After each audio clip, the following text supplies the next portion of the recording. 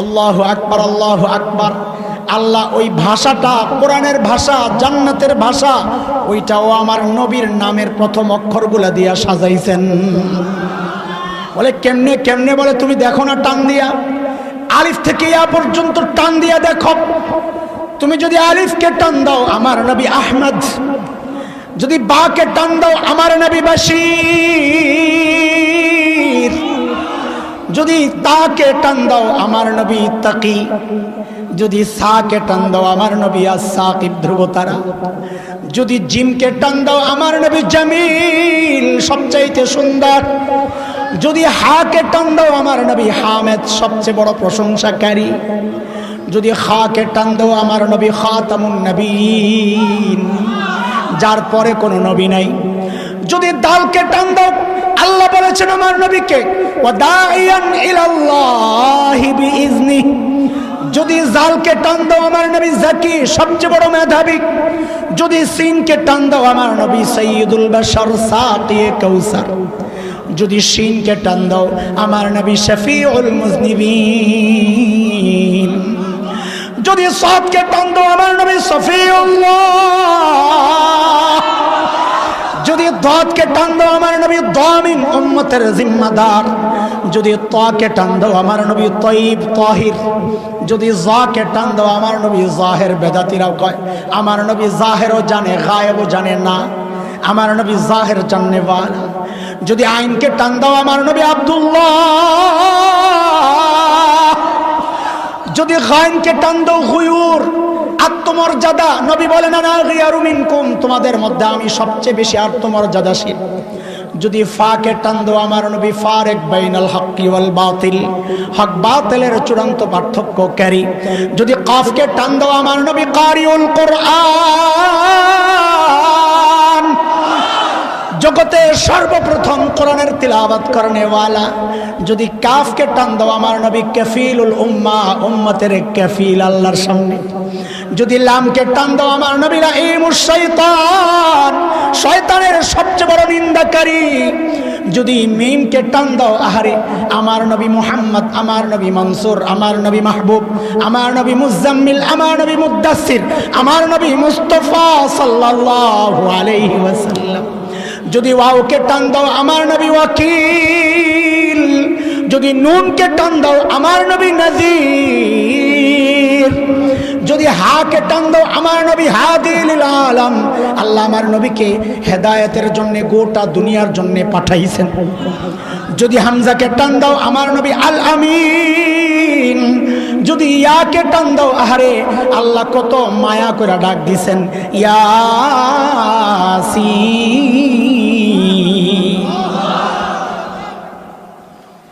আল্লাহু আকবার সাল্লাল্লাহু আলাইহি ওয়াসাল্লাম।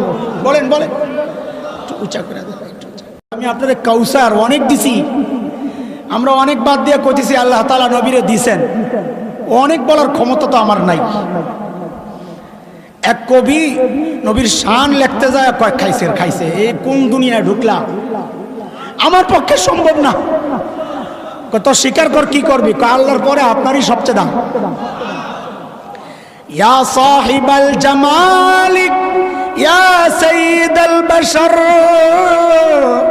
মিন ওয়াজহিকাল মুনীরি লাকাদ নাওয়ারাল কমর লা ইউমকিনুস সানাউ কামা কানা হাক্কুহু बाद अज़ खुदा गुज़र तू ही किस्सा मुख्तसर। अल्लाहु अकबर, अल्लाहु अकबर। এরে দোস্ত, আল্লাহ যখন আমার নবীকে দুনিয়ায় পাঠান, ওই যে বাবা মেয়েকে পাঠানোর সময় দেখে সবচাইতে সুন্দর বাড়ি, নিরাপত্তা সব ঠিক আছে কিনা দেখে, কিনা দেখে। আমি আপনাদেরকে বলেছি আমি তিনটা মৌলিক পয়েন্টে কথা বলব, এর একটা এখন ঢুকতেছি, মাত্র একটাই ঢুকতেছি, খেয়াল করবেন এখন থেকে।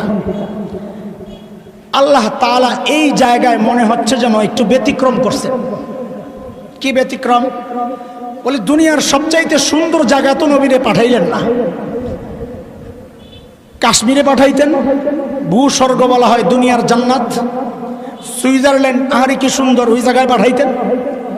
আল্লাহ পাঠাইলেন নবীরে জাজিরাতুল আরবে, পানি নাই, খাওয়া নাই, ফল নাই, ফসল নাই, বৃক্ষলতাহীন জলশূন্য বালুকাময় জায়গা। আল্লাহ ওই জায়গায় নবীরে পাঠাইলেন।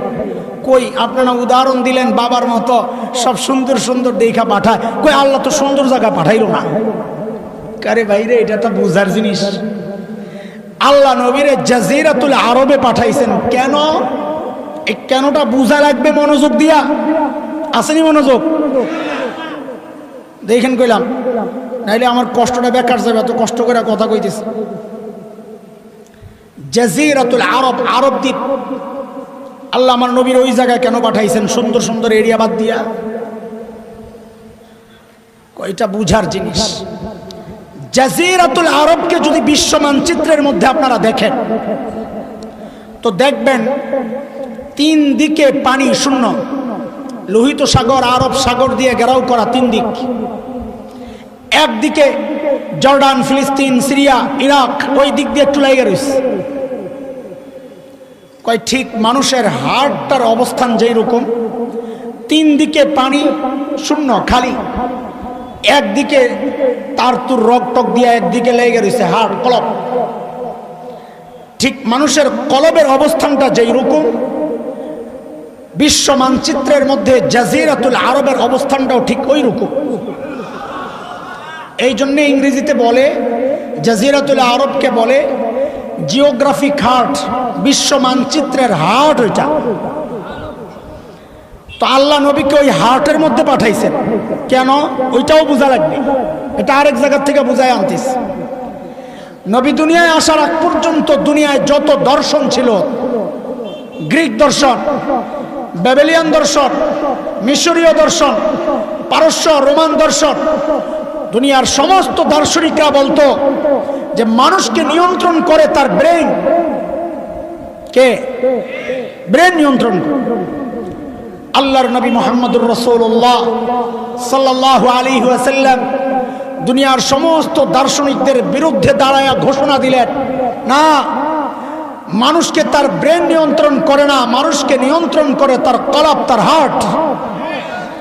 নবী বললেন, আলা ইন্না ফিল জাসাদি মুদগা ইযা সালুহাত সালুহাল জাসাদু কুল্লু ওয়া ইযা ফাসাদাত ফাসাদাল জাসাদু কুল্লু আলা ওয়া হিয়াল কলব। এরা আমার উম্মত, মানব দেহের মধ্যে একটা গোশতের টুকরা আছে, ওই গোশতের টুকরাটা যদি ঠিক হয়ে যায় গোটা বডি ওকে। ওই গোশতের টুকরা যদি নষ্ট হয়ে যায় গোটা বডির মধ্যে পচন ধরবে। ওই গোশতের টুকরাটার নাম কি? নবী কি বলেছেন? কলব। কলব। বুঝা গেল মানুষের বডি নিয়ন্ত্রণ করে কলব। এইবার বুঝেন আল্লাহ নবীকে ওই জিওগ্রাফিক হার্ট, মানচিত্রের হার্ট জাজিরাতুল আরবে কেন পাঠাইছেন? আল্লাহ বলেন, নবী আপনি কলবের মধ্যে মেহনত করেন, কলবটা ঠিক হয়ে গেলে গোটা দুনিয়ার বডিটা ঠিক হয়ে যাবে। কলব যদি পয়সা যায়, বডি পয়সা যায়। এর বাস্তব প্রমাণ আজকের আরব বিশ্বের ঈমান আর ইসলামে পচন ধরেছে। গোটা দুনিয়ায় মুসলমান বিপর্যস্ত। আরব বিশ্ব কলব যদি ঠিক হয়ে যায়, খোদার কসম এখনো বলি গোটা দুনিয়া মুসলমানরা শাসন করবে। আল্লাহ নবীকে কলবে পাঠাইছেন মাঝখানে কেন? বুঝেন, বুঝতেছেন কথা? একটু কঠিন কথা, বাকি বোঝা দরকার। তো খালি সবসময় কি কিস্সাই শোনাইব আপনার বক্তারা? কিস্সা শোনান না, বক্তা আছে, আপনারা শুনেন, মানা করি না। কিন্তু আমরা যদি আসি মনোযোগ দিয়া কিছু কথা শোনা লাগবে, না হয় আমাদের কানার দরকার নাই। গলাও ভাঙ্গা, টানও দিতে পারি না, হাসাই তারি না, কান্দাই তারি না, কিস্সাও জানি না, কবিতা, শের টের, ফার্সি এগুলাও জানি না। তো আঙ্গরে কোন দুঃখে আপনারা দাওয়াত দিবেন? দাওয়াত যেহেতু দিবেন, কিছু সূক্ষ্ম কথা শুনালো, এটার জন্য মনোযোগ লাগবে ইনশাআল্লাহ।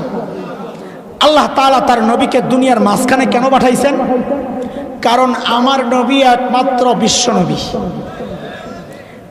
বলেন, আমার নবী কি? রাহমাতুল লিল আলামিন। মাঝখানে কেন পাঠাইছেন? বুঝো, আমি 2টা উদাহরণ দিব। 1 নম্বর উদাহরণ, একটা পুকুরের মাঝখানে যদি একটা ঢিল ছুড়েন, তো ঢেউটা সমান তালে চারদিকে ছড়াবে, তাই না? যদি এক সাইডে ফেলেন তো একদিকে দ্রুত এবং শক্তিশালী ভাবে লাগবে, আরেক দিকে যাইতে যাইতে দেরি হয়ে যাবে আর দুর্বল হয়ে যাবে। কথা ঠিক? আল্লাহ আমার নবীকে যেহেতু গোটা দুনিয়ার নবী বানাইছেন রহমাতুল লিল আলামিন, এই জন্য আল্লাহ আমার নবীকে দুনিয়ার মাঝখানে পাঠাইছেন। কেন? যেন হেদায়েতের নূর সমান তালে সারা দুনিয়ায় ছড়ায় যায়। একটা কিস্সা তো কওয়া লাগে, তবে বুঝানোর জন্য। ফাও কিস্সা বইলা সময় কাটানোর সময় আমাদের নাই। এমনি তো আল্লাহ নবীরে অনেক দিছেন, আমরা অনেক বাদ দিছি, খালি দিছেন লই আলোচনা চলতেছে। বুঝেননি কথা? আব্দুল গফফার রহমাতুল্লাহ আলাইহি ছিলেন একজন বড় মুফাসসির, ঢাকার। এই জায়গায় ওয়াজ করছে, আলহামদুলিল্লাহ, মাশাআল্লাহ। বড় রসিক মানুষ ছিলেন, আমাদের মতো এত বুমবাং ছিল না। উসালাম্বা কালা বেটা, কথা কইতো সাদা সিধা সুন্দর, বড় আজিব আজিব কথা বলতেন। তো হুজুর একটা ঘটনা শোনাইছেন, শুনেন। বলে, আমরা ইন্ডিয়াতে গেছি, আলেমদের এক কাফেলা। সকালবেলা নাস্তা দিছে শুকনা খিচুড়ি, গরম শুকনা খিচুড়ি, টাটকা। তো ইন্ডিয়ানরা, আমরাও খাইছি দেওবন্দে যখন পড়ছি, বড় প্লেটের মধ্যে একসাথে দেয় শুকনা খিচুড়ি, মাঝখানে একটু ঘি দিয়ে দেয়। তো গরমের তাপে ঘিটা গইলা গেলে একটু একটু আঙ্গুল দিয়ে খোসা দিয়ে আনে, আইনা ঘিয়ের লগে মাথে আর খায়, বাড়ি মজা লাগে। আপলাবেন মুখ টুক লারিস না বেটা, বাজ জায়গা খাইস বেটা, এখন মুখ লারা শুরু করছে, খাওয়ানোর কথা কম যায়। তো আব্দুল গফফার রহমতুল্লাহ আলাইহি বলতেছেন, খাইতে যখন বসছি, পশ্চিম দিক, আমার পিছনে না পশ্চিম দিক, পশ্চিম দিকে যেই মাওলানা বসছেন, উনি কি করছেন, হঠাৎ করে ঘিয়ের মধ্যে আঙ্গুলটা ঢুকাইয়া নিজের দিকে খিচুড়ির মাঝখান দিয়ে একটা টান মারছেন। টান মেয়েরা কি কয়, ইসলাম প্রথমে মক্কা থেকে হাবশার দিকে হিজরত করছে। মানে ঘি তো মাঝখানে, এটারে বানাইছে ইসলাম। আর মক্কা থেকে হাবশা পশ্চিম দিকে। আজকের দুনিয়ার যে মানচিত্র, লোহিত সাগরের পশ্চিম পার ইথিওপিয়া, ইরিত্রিয়া যেই অঞ্চল, এটাই নবী যুগের হাবশা। তো নিজের দিকে টান মেরা কয়, ইসলাম প্রথমে মক্কা থেকে হাবশার দিকে হিজরত করছে। এখন তো ঘি সব সুস্থ দিকে, পূর্ব দিকে যেই মাওলানা বসায়, দেখছে ঘি তো হাবশার দিকে জায়গা। উনি তাড়াতাড়ি দেরি না করে আঙ্গুলটা ঢুকায় নিজের দিকে একটা টান মেরা কি কয়, তারপর ইসলাম মক্কা থেকে মদিনার দিকে হিজরত করছে। এখন ঘি ছুটছে মদিনার দিকে আর হাবশার দিকে। আব্দুল গফফার সাহেব বলে, হাবশার তো দেখা যায় ঘি ভাগে পাবো না, মদিনাওয়ালা আর হাবশাওয়ালারা ঘি খায়া লাইব। আমি কি করলাম, তাড়াতাড়ি হাতাড়ির বটলাম, বইটা ঘিড়িরে পুরা খিচুড়ির মধ্যে মাখলাম আর বললাম, এরপর ইসলাম গোটা দুনিয়ায় ছড়াইয়া গেছে। এইবার বুঝছেন নি আল্লাহ দুনিয়ায় মাঝখানে নবীরে কেন পাঠাইছেন? যেন ঘিটা পুরা খিচুড়ির মধ্যে সমান তালে এরকম পুরা মাইখা যায়, হেদায়েতের নূর গোটা দুনিয়ায় সমান তালে ছড়ায়া যায়।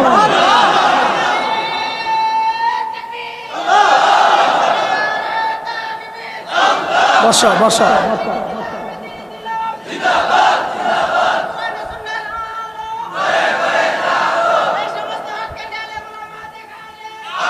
বসো বসো।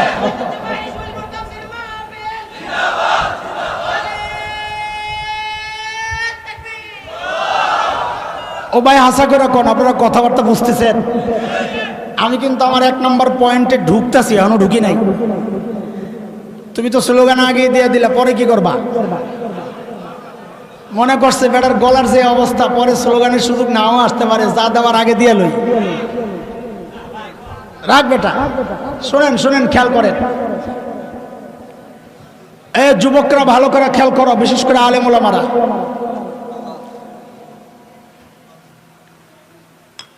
বাংলাদেশের আকাশে শকুনের আনাগোনা পরিলক্ষিত হচ্ছে।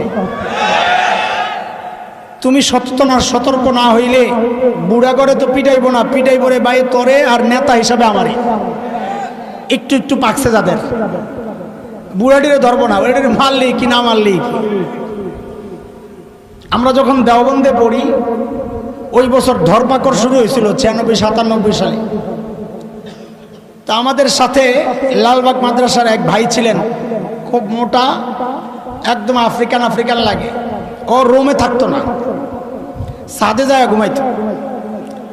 তা আমি বলি, আপনি এত ডরান কেন? বাইরে আমি তো খুব চিকনা চাকনা ছিলাম, একদম হ্যাংলে পাতলা ছিলাম। বাইরে তোরে যদি পুলিশে ধরে তো পিঠা দেওয়ার সময় মায়া লাগবে, আর আমারে পিডাইয়া মজা পাইব। এই জন্য আমি ডরে ছাদে যায় ঘুমাই। ওই সময় আমার মনে পড়ছিল, কথাটা তো মিলে গেছে, দেওয়ানবাগিরে পাইলে ফেরেশতারা পিডাইয়া যে কি মজাটা পাইব রে ভাই। আল্লাহ তো বুড়া করে পিডাইবো না, পিডায় মজা পাইবো না, মারবো তো থরে আর আমারে। বুঝে আসছে কথা? বাংলাদেশের উত্তরবঙ্গ সচেতন ওলামা তলাবা যারা আছেন একটু মনোযোগ দেন। আমি বলেছি আমরা বয়ানে একটা মিশন নিয়ে নেমেছি, খামাখা চিল্লানোর জন্য নামি নাই। আমাদের একটা টার্গেট আছে, ওই টার্গেটের কথা না বলতে পারলে তো মনে হয় যেন পুরো বয়ানটাই বেকার গেল। এই সমাজের অসঙ্গতি, এই রাষ্ট্রের অসঙ্গতি, আমার ঈমান ইসলাম, মাদ্রাসা শিক্ষা ব্যবস্থা, আমার দ্বীন আর শরিয়া, আমার মানচিত্র, আমার স্বাধীনতা আক্রান্ত হয়, এগুলোর ব্যাপারে উম্মতকে সতর্ক করাই আমাদের মূল টার্গেট। বাংলাদেশের উত্তরবঙ্গ পার্বত্য অঞ্চল, হাজার হাজার খ্রিস্টান মিশনারি, হাজার হাজার না লক্ষ লক্ষ মুসলমানকে খ্রিস্টান বানাচ্ছে, লোক দেখায়া ভুলভাল বুঝায়া। আমরা গেলাম একবার দিনাজপুরে, মোরতাদ যারা হয়ে গেছে, খ্রিস্টান যারা হয়ে গেছে তাদেরকে দাওয়াত দেওয়ার জন্য। মিশনারিরা থানায় অভিযোগ করলো ঢাকা থেকে কিছু মৌলবী আসছে, এদের মতিগতি ভালো লাগতেছে না, গন্ডগোল হইতে পারে, এদেরকে থামান। পুলিশ আমাদেরকে তলব করেছে, আপনারা কেন আসছেন? বললাম যে ভাই আমরা নিরীহ মানুষ, মারামারি করতে আসি নাই, আসছি আমার ভাইকে যে মুরতাদ হয়ে গেছে তাকে বুঝাইয়া ইসলামে ফেরত আনতে। তো পুলিশ আমাকে একটা প্রশ্ন করেছে, আমি প্রশ্নটা আপনাদেরকে শোনাইলে দেখবেন আপনাদের মধ্যেও অনেকের মাথার মধ্যে ঘুরবে, হক কথাটা তো ঠিকই আছে। কি প্রশ্ন? পুলিশ বলে, আচ্ছা হুজুর বলেন তো, আমরা মুসলমানরা গোটা দুনিয়ায় দ্বীনের দাওয়াত দিই না? আমেরিকা ইসলামের দাওয়াত চলে না? ফ্রান্সে চলে না? ফ্রান্সের এত মাথা খারাপ কি জন্যে জানেন? ফ্রান্সের 3 ভাগের 1 ভাগ মানুষ মুসলমান হয়ে গেছে। এগো মাথা খারাপ, আর একটু বাড়লে তো মুসলমানরা ক্ষমতা দখল করবে। আমরা বলি খালি অপেক্ষা কর, কয়েকদিন পরে ফ্রান্স ইসলাম ও মুসলমানদের নতুন হবে ব্রাঞ্চ, মুসলমানদের নতুন ব্রাঞ্চ হবে ফ্রান্স। কথা কও ঠিক কিনা? ইনশাআল্লাহ। গোটা দুনিয়া ইসলামের দাওয়াত চলে কি চলে না? আমেরিকায় চলে, ইউরোপে চলে, রাশিয়ায় চলে, আফ্রিকায় চলে, অস্ট্রেলিয়ায় চলে। পুলিশের বক্তব্য, হুজুর ইসলামের দাওয়াত যদি গোটা দুনিয়ায় চলতে পারে তো খ্রিস্টান ধর্মের দাওয়াত বাংলাদেশে চললে সমস্যাটা কোথায়? দেখছেন দেখছেন আপনাদের মাথায়ও ঢুকছে, কথা তো ঠিক, এই জন্যই নাউজুবিল্লাহ আসতে ভেজাল তো লাগছে, এটা বুঝা লাগবে। এই প্রশ্ন তাদের মাথায় আসতে পারে যে তার নিজের নবীকে চিনে নাই। ওই যে শুরুতে মুখস্থ করাইছিলাম নবী ঈসা আলাইহিস সালামের বক্তব্য মনে আছে? বলছিলাম ইনজেকশনের মূল সুইটা ওইটাই, ইয়া বানি ইসরাঈল ইন্নী রাসূলুল্লাহি ইলাইকুম। ও বনি ইসরাইল, আল্লাহ আমাকে তোমাদের রসুল বানায়া পাঠাইছেন। কথাটা বুঝছেন? আল্লাহ তাআলা আমার নবীকে দুনিয়ায় পাঠানোর আগে যত নবী পাঠাইছেন সমস্ত নবীদের সাথে 3টা বিষয় নির্ধারিত ছিল। কয় বিষয়? মুসলমান খেয়াল করো। 1 নম্বর হচ্ছে ওই নবীর টাইম ছিল নির্ধারিত। আমার নবী বিশ্ব নবী, তার টাইম নির্ধারিত নাই, তিনি কিয়ামত পর্যন্ত নবী। 2 নম্বর, আল্লাহ যত নবী পাঠাইছেন সমস্ত নবীর অঞ্চল ছিল নির্ধারিত। যেমন আজকের বিকৃত বাইবেল, ওই বাইবেলের মধ্যেই আছে হযরতে ঈসা বলেছেন আল্লাহ আমাকে ওই ফিলিস্তিনের নির্দিষ্ট একটা অঞ্চলের মানুষের জন্য পাঠাইছেন। 3 নম্বর, আল্লাহ দুনিয়ায় যত নবী পাঠাইছেন সমস্ত নবীদেরকে নির্দিষ্ট কওমের জন্য পাঠাইছেন। দলিল এই যে হযরত ঈসা নিজে বলেছেন, ও বনি ইসরাইল, আল্লাহ আমাকে তোমাদের রসুল বানায়া পাঠাইছেন। তাইলে হযরতে ঈসার নবুয়তের মেয়াদ শেষ কিনা? কয় হাজার বছর আগে? 2000 বলেন কয় হাজার? 2000। হযরত ঈসাকে আল্লাহ বাংলাদেশের জন্য পাঠাইছেন। হযরত ঈসাকে আল্লাহ বনি ইসরাইল ছাড়া অন্য কোন ধর্মের জন্য পাঠাইছেন? পাঠান নাই। এইবার কথাটা বুঝেন, আপনাদের এই সংসদীয় আসনে বর্তমান এমপি সাহেবকে ওবায়দুল মুক্তাদির না কাদের? ওবায়দুল মুক্তাদির চৌধুরী সাহেব। আচ্ছা, বিএনপি যখন ক্ষমতায় ছিল তখন এমপি সাহেব কে ছিলেন? হারুনুর রশিদ সাহেব জীবিত আছেন? আছেন। পাশের এরিয়া সরাইল উকিল আব্দুল সত্তার সাহেব আর মুফতি আমিন সাহেব হুজুরের এরিয়া না? বর্তমান এমপি কে? আব্দুল সত্তার সাহেব। আচ্ছা, এর পরের যে আসন মারা গেছে এমন কোন এমপি আছে আশেপাশে? নাম বলেন। নাসিরনগরের কে ছিল? অ্যাডভোকেট সাইদুল হক। বুঝেন বুঝেন, অ্যাডভোকেট সাইদুল হকের এলাকা এটা কোন জায়গায়? উনি বেঁচে আছেন? বেঁচে নাই? শুনেন, অ্যাডভোকেট সাইদুল হকের কিছু কর্মী এই ঢাকায় বিবাড়িয়া সদরে আইসা একটা অফিস বানাইছে, বানায়া সাইনবোর্ড লাগাইছে এমপি সাহেবের অফিস। কি লেখছে? মুক্তাদির সাহেব। ওনার কর্মীরা এসে জিজ্ঞেস করে এটা কোন এমপি সাহেব রে? কয় সাইদুল হক সাহেবের অফিস। কার অফিস? সাইদুল হক সাহেবের অফিস। সাইদুল হক সাহেবের এলাকা তো এটা না, এলাকা তো নাসিরনগর। তাছাড়া সাইদুল হক সাহেব তো মারা গেছে, ওনার আবার অফিস এলো কোথেকে? কথা কর। পিডাই বুড়ি, পিডাই বুড়ি, পিডাই বুড়ি। এইবার বুঝেন আমার কথা। ওই যে পুলিশ জিজ্ঞেস করছে খ্রিস্টানরা বাংলাদেশে আইসা তাদের ধর্ম প্রচার করলে সমস্যাটা কি? বলে 1 নম্বর সমস্যা, ডেট আউট হয়ে গেছে 2000 বছর আগে। 2 নম্বর সমস্যা, হযরতে ঈসাকে আল্লাহ বাংলাদেশের জন্য পাঠান নাই। 3 নম্বর সমস্যা, হযরত ঈসাকে আল্লাহ মুসলমানদের জন্য পাঠান নাই। বলে আমাদের ইসলামের দাওয়াত গোটা দুনিয়ায় কেন চলে? করে গাধা, আমার নবী বিশ্ব নবী, আমার নবী আমেরিকার নবী, এই জন্য আমার নবীর দ্বীনের দাওয়াত আমেরিকায় চলবে। আমার নবী বিশ্ব নবী, এই জন্য আমার নবীর দাওয়াত অস্ট্রেলিয়ায়, আফ্রিকায়, ইউরোপে, এশিয়ায়, রাশিয়ায়, গোটা দুনিয়ায় চলবে, কিয়ামত পর্যন্ত চলবে। কথা বলেন ঠিক কিনা? তাদের নৈতিক অধিকার নাই। অন্য আসনের এমপি, মৃত এমপির অফিস যদি এই আসনে এসে কেউ খোলে, সে যেমন পিটা খায়, তাদের তো কপাল ভালো। বাংলাদেশের মুসলমান, শান্তিপ্রিয় মুসলমান, তাদের পিটায় এই দেশ থেকে উচ্ছেদ করা দরকার ছিল। সীমা যদি শেষ হয়ে যায়, বাঁধ যদি ভেঙে যায়, আমরা কিন্তু বসে থাকবো না। কারণ হচ্ছে আমরা চুন খায়া দই দেখলে এখন ভয় পাই। বলে চুন কোন জায়গায় খাইলেন? বলে চুন খাইছি পূর্ব তিমুরে। ওই যে ইন্দোনেশিয়ার একটা অঞ্চল, একটা দ্বীপ, সেখানে খ্রিস্ট ধর্ম প্রচার করতে করতে মুসলিম রাষ্ট্র ইন্দোনেশিয়াকে টুকরা টুকরা করা হয়েছে।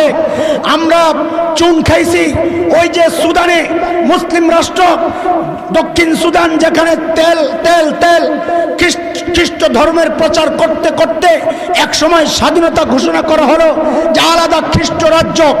আমরা ওই চুন খায়া এখন তোমরা সেবার কথা বললেও আমাদের কিন্তু জিহ্বা জলে একবার পড়ছি, আর পড়তে রাজি না। এই বাংলাদেশে যদি এই স্বপ্ন দেখো, আমার মানচিত্রকে টুকরা টুকরা করার স্বপ্ন দেখো, আরে কুলাঙ্গার শুনে নাও, ওই পূর্ব তিমুর একজন শাইখুল হিন্দ পান নাই, পূর্ব তিমুর আল্লামা আমিরি পায় নাই, ওই দক্ষিণ সুদান একজন আল্লামা আমিরি পায় নাই, একজন আল্লামা শফি পায় নাই। বাংলাদেশ আজও লাখো লাখো আল্লাহওয়ালা সেজদায় চোখের পানি ফেলে কথা বলে ঠিক কিনা? এই জমিনের এই মানচিত্র টুকরা টুকরা করার আগে একবার আমাদের কথাগুলো শুনে নাও। শাইখুল হিন্দের রুহানি সন্তানরা মরে যায় নাই, আমাদের আকাবির আস্তফ মানচিত্র রক্ষায় রক্ত দিয়েছেন, আমাদের আকাবির আস্তফ দ্বীন আর শরিয়া রক্ষায় রক্ত দিয়েছেন। তাদের সন্তানরা যতদিন বেঁচে আছে, শুনে নাও কান খুলে, এই জমিন টুকরা টুকরা করবা থাক দূরের কথা, খালি যদি একবার পরিকল্পনা করো, খোদার কসম একটা একটা ধরে জীবন্ত দাফন করা হবে, জীবন্ত দাফন করা হবে। রাজি আছি ইনশাআল্লাহ? সচেতন থাকা লাগবে, সতর্ক থাকা লাগবে। আকাশে কিন্তু শকুনের আনাগোনা পরিলক্ষিত হচ্ছে। আমি কথা লম্বা করব না, কারণ সময় টান টান টান টান। 9টায় শেষ করার কথা, 9টা তো বেজে গেছে। আমি একটু পানি খাই, মানে আমার কথা, আপনাকে টাইম না। পরে কয়েন না যে আরো কর, আরো কাম আছে।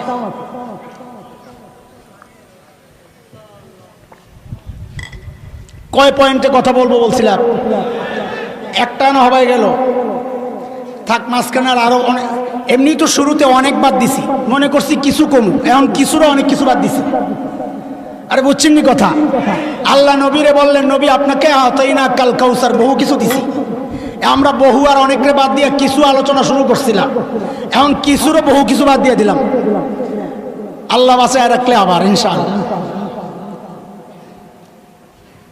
আল্লাহ তাআলা আমার নবীকে যখন দুনিয়ায় পাঠান, বরকত আর বরকত। আরে হযরতে আমিনা বলেন, আমি যখন জমজমের কূপের কাছ থেকে চলে আসি, মেয়েরা বলে আমিনা যাও না, যাও না। বলে কেন? কয় তুমি যাওয়ার সাথে সাথে পানিগুলা নিচে চলে যাও, তুমি থাকলে পানিটা উপরে থাকে, আমাদের তুলতে সহজ হয়। আরে বরকতের কথা কে শোনাবো ভাই? হযরতে হালিমাতুস সাদিয়া রাদিয়াল্লাহু তাআলা আনহা বলেন, আমি যখন তায়েফ থেকে রওনা দিই একটা ছেলে ভাড়া নেওয়ার জন্য, লালন পালনের বিনিময়ে কিছু পয়সা পাবো। আমি গরিব মানুষ, আমার বাহনটা দুর্বল, সবার পেছনে পেছনে বাহন। মক্কায় যায় শুনি সব ধনী ঘরের ছেলেগুলা বন্টন হয়ে গেছে। একটা ছেলে কেউ নিতে চায় না, কারণ বাবা নাই, খরচ দিবে খেয়ে। হযরতে হালিমা বলেন, আমি আমার বোন আমিনার ঘরে যায়া যখন ওই বাচ্চাটাকে দেখছি, আহারে চাঁদ মুখ, আমার কলিজা ঠান্ডা হয়ে গেছে, চোখ আর ফেরাতে পারি না। দৌড়ে যায় বাচ্চাটারে কোলে নিলাম। ওই যে বলছিলাম বাবা সাজায়া দেয়, আল্লাহ সাজায়া দিছেন। চোখ দিছেন তো দুনিয়ার সেরা সুন্দর চোখ দিছেন, কান দিছেন তো দুনিয়ার সুন্দর সবচেয়ে কান দিছেন, ঠোঁট দিছেন তো দুনিয়ার সেরা সুন্দর ঠোঁট দিছেন। আরে ঘাম দিছেন, ঘাম, ওই ঘামটা পর্যন্ত দুনিয়ার সেরা ঘাম দিছেন, যার থেকে মেশক আম্বরের ঘ্রাণ বেরিত। হযরতে হালিমা বলেন, আমি সাথে সাথে বাচ্চাটারে যখন বুকে জড়ালাম, হারে আমার কাছে মনে হইল বাচ্চাটা আমার সাথে আঠার মতো লেগে গেছে, আর সরাইতে পারি না।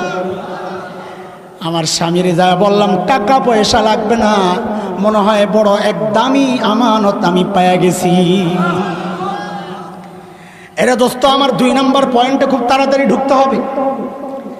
হযরতে হালিমা বলেন, আমি আমার বাচ্চা কোলে নিয়ে বাহনে উঠলাম।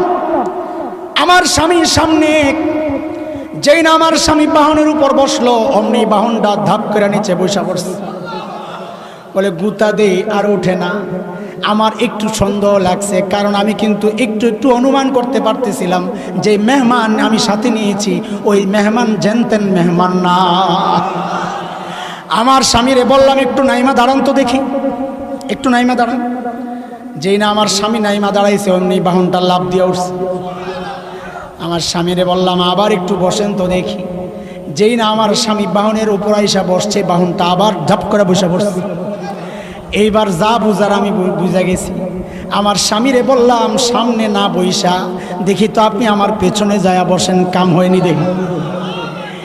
হযরতে হালিমা বলেন, যেই না আমার স্বামী পেছনে যায়া বসলো, অমনি বাহনটা লাফ দিয়া উঠা এখন সবার আগে আগে দৌড়ায়। রে দোস্ত, আমার 2 নাম্বার পয়েন্ট এইটা। আল্লাহ দুনিয়াবাসীকে জানায়া দিছেন, রে আমার বান্দা, আমি আমার ওই শিশু বন্ধুরে কি ইজ্জতটা দিলাম, একটু তাকায়া তাকায়া দেখ। তার দুধ বাবা হালিমার স্বামী, তাকে পর্যন্ত আমার বন্ধুরে পিঠ দিয়ে আমি বসতে দেই নাই। না, আমার বন্ধুরে পিঠ দিয়া বসা যাবে না, পিছনে যায়া বসো। যে মালিক তার বন্ধুর এই ছোট্ট শিশুর এত ইজ্জত দিয়েছেন, আরে মুসলমান তোমার বাইচা থাইকা লাভ কি? ওই নবীর ইজ্জত এই জমিনে ক্ষুণ্ণ হয়, তুমি কেমনে বেঁচে থাকো, কেমনে সহ্য করো? এটা কোনো মুসলমান বরদাস্ত করতে পারে না। কথা কোন ঠিক কিনা? আমাদের স্পষ্ট কথা, আমরা কাউকে ক্ষমতা থেকে নামানোর আন্দোলন তো করি না, কাউকে ক্ষমতায় ওঠানোর সিঁড়িও আমরা হতে রাজি না। আমরা নবী প্রেমিক ইমানদার তাওহীদি জনতা, নবীকে নিজের বাবা মা আপনজনের চেয়েও বেশি ভালোবাসি। কথা কোন? তোমার বাবারে গালি দিলে তোমার যেমন কলিজায় লাগে, আমার নবীকে গালি দিলে তার চেয়ে শত কোটি গুণ বেশি কলিজায় লাগে। লাগে কিনা? কথা কর। আমরা 1400 বছর থেকে এই উদাহরণ পেশ করে আসছি, আমরা আমার নবীর জন্য আমরা জীবন দিতে পারি, রক্ত দিতে জানি। কথা কোন ঠিক কিনা? ইনশাআল্লাহ এখনো প্রস্তুত? প্রস্তুত না ইনশাআল্লাহ? প্রস্তুত না ইনশাআল্লাহ? তাইলে ওলামা একরাম যখনই এই প্রসঙ্গে ডাক দিবেন, ঘরে বসে থাকা যাবে না, আওয়াজ উঠাইতে হবে, আওয়াজ উঠাইতে হবে। আল্লাহর নবীর দুশমনদের অন্য কোনো শাস্তি চাই না, একটাই শাস্তি, মৃত্যুদণ্ড চাই, মৃত্যুদণ্ড চাই। নবীর খতমে নবুয়তের মুকুট লয়ে যারা টানাটানি করে তাদের সাথে কোনো আপোষ নাই। কথা কন, কথা কন। একটাই শাস্তি চাই, মৃত্যুদণ্ড চাই। রাজি আছে? যদি আল্লামা বাবুনগরী ডাক দেন, এরে আমার সন্তানেরা, নবীর ইজ্জত রক্ষায় তোদের বুকের তাজা রক্তগুলো এই রাজপথ চায়, কে কে দিতে প্রস্তুত? আল্লাহকে সাক্ষী বানাও। আল্লাহ কবুল করেন। হাত নামান, হাত নামান। না, নেওয়াও লাগবে, দেওয়াও লাগবে। কথা নেই, কথা নেই, কথা বললে উঠাই দেব। আপনি যেটা বুঝছেন ওইটার নামই না। না, ইসলাম রক্ত চায়, ইসলাম রক্ত চায়। ইসলামের গাছে রক্ত নামক পানি না ঢাকলে ওই গাছ ছড়ায় না, এটাই ইতিহাস। রক্ত দিতে গেলে এমনি কি দেয়? সাইদা দেবো যে আমার রক্ত নিয়ে যা, এটা আবার কওয়া লাগে নাকি? এই কথা কর। কাটা ফালাইয়া দেবো তার মানে কি মাছ খামো না? একটার সাথে আরেকটা সম্পর্ক আছে, এটা বলা লাগে নাকি? মাঝখানে কোনো কথা নাই, মনোযোগ নষ্ট হয়। যে আমার মনোযোগ হারাই গেছে, কই জানি সিনেমাটা সিরিয়ালে, তাড়াতাড়ি শেষ করার ফিকির ছিল। আল্লাহ সহজ করো। সাল্লাল্লাহু আলাইহি সাল্লাম। হযরতে হালিমা বলেন, আমার শেষ পয়েন্টে ঢুকে যেতেছি ভাই, কথা এখানে আটকায় গেছে। হযরতে হালিমা বলেন, আমি যখন বাহন নিয়ে যাই, ওই বাহন, যেই বাহন সবার পেছনে পেছনে মক্কায় আসছে, এখন ওই বাহন তো এখন সবার আগে আগে দৌড়ায়। তায়েফের মেয়েরা জিজ্ঞেস করে, হালিমা এই বাহনে তুমি কি খাওয়াইছো? হযরত হালিমা বলেন, এটা বাহনের কোনো শক্তি না, এটা আমার কুরাইশি মেহমানের বরকত। আরে বরকত কি? দেখো বরকত কি। হালিমার বকরিগুলা যখন মাঠে যায়, ঘাস খায়, যখন ঘরে ফেরত আসে, সবাই লক্ষ্য করলো ওলানগুলা দুধে ভরা। তায়েফের মেয়েরা জিজ্ঞেস করে, হালিমা তোমার বকরি কোন জায়গায় ঘাস খায়, একটু দেখায় দাও না রে বোন। ওই যে আমরা মোটা তাজা পোলাপাইন দেখলে বলি, এই তোর বাপে কোন দোকানের চাল খাওয়ায় রে, বলিন। তায়েফের মেয়েরা হালিমাকে বলে, হালিমা তোমার বকরি কোন জায়গায় ঘাস খায়, একটু দেখায় দাও। হালিমা বলেন, ঘাসেরও বরকত না, বকরিরও কারামতি না, এটা আমার কুরাইশি মেহমানের বরকত। শেষ করতেছি। আমার নবী কত সুন্দর ছিলেন জানেননি আপনারা? হযরতে হালিমার ছোট্ট মেয়ে সীমা বকরি চড়ায়, আস্তে আস্তে দেরি করছে, হালিমা দিছেন বকা, দেরি করলি কেন? মেয়ে তো মাইন্ড করছে, কষ্ট করি আবার বকাও খাবো, কালকের থেকে যাবো না। হযরত হালিমা বুঝছেন সীমারে আটকাইতে হইলে কোন জায়গায় হাত দেওয়া লাগবে। কয়, যাইবা না, যাইবা না, আমার কোনো সমস্যা নাই, তোমার কুরাইশি ভাই না খায়া থাকবে, আমার কি? হযরতে হালিমার মেয়ে সীমা নবীরে বড় মহব্বত করতেন, কুরাইশি ভাই। সীমা আস্তিকায়িত হয়ে গেছে, বলে আম্মা যাব, তবে একটা শর্ত আছে রে মা। বলে কি শর্ত? বলে যাওয়ার সময় আমার ভাইকে আমার সঙ্গে দেওয়া লাগবে। বলে খালি বকরি তো সামলাইতে পারো না, আবার ভাই সহ কেমনে সামলাইবা? হযরতে হালিমা সীমা বলেন, না মা না, তুমি জানো না, আমি তো বলি নাই, আগের বার যখন ভাইয়াকে আমি নিয়ে গেছিলাম রে মা, অন্য দিনের মতো বকরিগুলারে ধরাও লাগে নাই, ডাকও দেওয়া লাগে নাই, সবগুলো পেছনে লাইন ধরে ধরে হারছে। আরে মারে, আমি তো মাঠে যাই আমার ভাইকে কোলে নিয়ে মুখটার দিকে তাকায় রয়েছি, আরে কি সুন্দর চেহারা, আল্লাহ কি সুন্দর বানাইছেন। আরে মা, কখন যে দিন শেষ হয়ে গেছে আমি বলতে পারবো না। হঠাৎ বুঝলাম আলো আধারি অন্ধকার হয়ে গেছে, রাত নেমে আসছে, আমার কলিজায় পানি নাই, না জানি বকরিগুলা হারায় গেছে, কই গেছে আল্লাহ জানে। যেই না মাথা উঠাইছি, কি দেখছি মা জানুনি, আমি যেমনে আমার ভাইয়ার চেহারার দিকে তাকায়া রইছি, সবগুলা বকরি লাইন ধরে দাঁড়ায়া আমার ভাইয়ার চেহারার দিকে তাকায়া রইছি। আম্মা জান আয়েশা বলেন, আরে শোনো, মিশরের মেয়েরা হযরতে ইউসুফকে দেখে নিজেদের হাতের আঙ্গুলগুলো কেটেছিল। কোরআনে সূরা ইউসুফে আসছে, ওয়াকাত্তানা আইদিয়াহুম ওয়া কুলনা হাশা লিল্লাহ মা হাযা বাশারা ইন হাযা ইল্লা মালাকুম কারীম। বলে এটা তো মানুষ না, মানুষ না, হাত কাটে আর কয় এটা মানুষ না, বলে কি কয়টা সম্মানিত ফেরেশতা, মানুষ এত সুন্দর হইতে পারে না। আহারে আম্মা জান বলেন, এই মিশরের মেয়েরা যদি আমার নবীকে দেখতো, হাতের আঙ্গুল কাটতো না, ওই ছুরি দিয়া নিজেদের কলিজাগুলা কোবায়া কোবায়া কাটতো। আরে কলিজা কাটার উদাহরণ তো আছে, হযরত হামজা কি নিজের কলিজাকে কাটান নাই? আরে হামজা তো 1400 বছর আগে নবীরে দেখা দেখা কাটাইছেন, এই 1400 বছর পরে এইরকম হাজারো নবীর আশেক আছে, আজও নবীর ইজ্জত রক্ষায় নিজের কলিজা কাটাইতে প্রস্তুত আছে। আছে ইনশাআল্লাহ, আছে ইনশাআল্লাহ। আমার নবী কত সুন্দর ছিলেন। কবি হাসান ইবনে সাবিত নবীর চেহারার দিকে তাকায়া তাকায়া কবিতা লেখেন। আরে কি সুন্দর, কি লিখবো? তো কবি হাসান ইবনে সাবিত লিখতেছেন, ওয়া আহসানু মিনকা লাম তারা কাত্তু আইনি ওয়া আজমালু মিনকা লাম তালিদিন নিসা খুলিকতা মুবাররাআন মিন কুল্লি আইবিন কাআন্নাকা ক্বাদ খুলিকতা কামা তাশা। আল্লাহু আকবার, আল্লাহু আকবার। কবি হাসান ইবনে সাবিত নবীর চেহারার দিকে তাকায়া তাকায়া কবিতা লেখার বলে, গো হাবিব আমার, এই চোখ আপনার চেয়ে সুন্দর কোনোদিন কাউকে দেখে নাই, আপনার চেয়ে সুন্দর কোনো মা কোনো সন্তান জন্ম দেয় নাই। ওগো নবী আমার, আপনার দিকে তাকাইলে মনে হয় আল্লাহ যেন আপনাকে সমস্ত ত্রুটি মুক্ত করে দুনিয়ায় পাঠাইছেন। আপনি যেমনটা চাইছেন যেন আল্লাহ ওই রকম ভাবে আপনাকে দুনিয়ায় পাঠায়া দিছেন।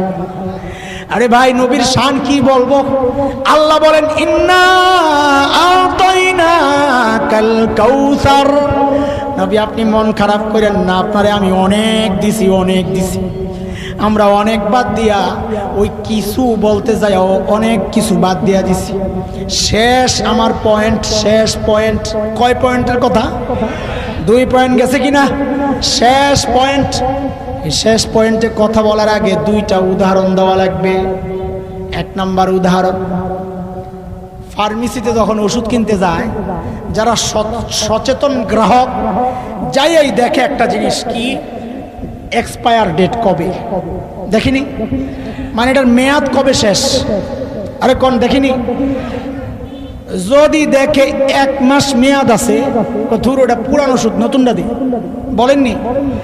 আর যদি দেখে 1 মাস মেয়াদ গেছে, তো কিরে ভাই তুই আম করে মারবি নি, ভদ্রভাবেই বলবে।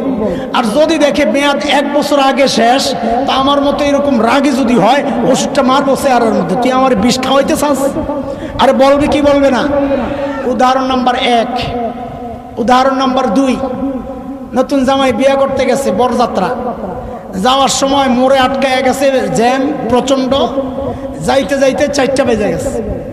তো মেয়ের বাবা বলে, এত লেট হয়ে গেল, আচ্ছা আগটা বিয়ে শাদী পরে হবে, আগে খাইয়ালো, খানার টাইম যায়।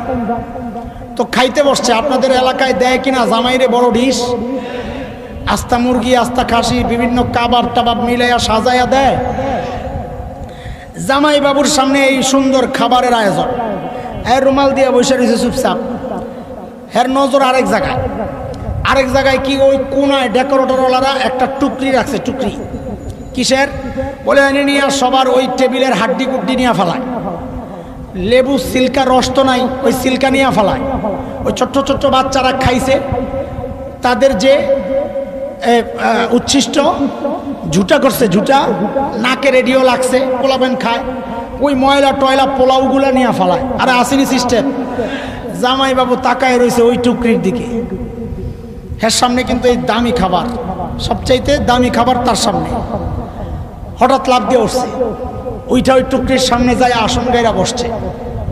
বৈশা ওই মানুষের খাওয়া হাড্ডি, মুরগির রানের হাড্ডি একটা লইছে, লইয়া কামড়ায় আর ওই ময়লা পোলাও একটু খায়। লেবুর রস তো নাই, সিলকাটারে কামড় দেয়, খায় বড় আরাম। দূর থেকে মাইয়ার বাপ এই দৃশ্য দেখছে যে এখন বলেন যেই লোকটা এই ভালো খাবার রাইখা ওই পচা বাসি উচ্ছিষ্ট আর ঝুটা বৈশা বৈশা হাড্ডি চাবায় আর ময়লা খায়, এই মানুষটা সুস্থ না পাগল?